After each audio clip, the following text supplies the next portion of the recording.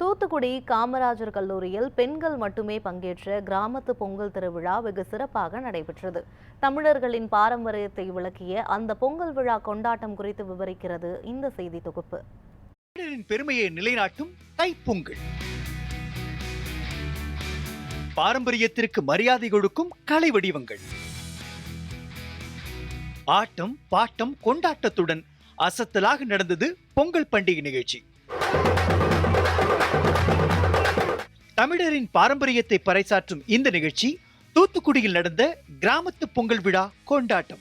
காமராஜர் கல்லூரி தொழில் முனைவோர் மேம்பாட்டு மையம், தமிழ்நாடு மகளிர் தொழில் முனைவோர் நலச்சங்கம் மற்றும் விமன் சேவா ட்ரஸ்ட் ஆகியவை சார்பில் காமராஜர் கல்லூரியில் பெண்கள் மட்டுமே பங்கேற்ற நம்ம தூத்துக்குடியின் கிராமத்து பொங்கல் விழா செம்ம கொண்டாட்டத்துடன் பெண்களின் அசத்தலான நடனத்துடன் அரங்கேறியது.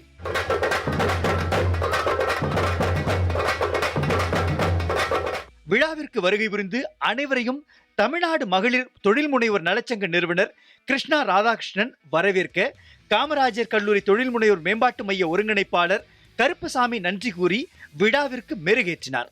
உலகத்திற்கு நன்றி.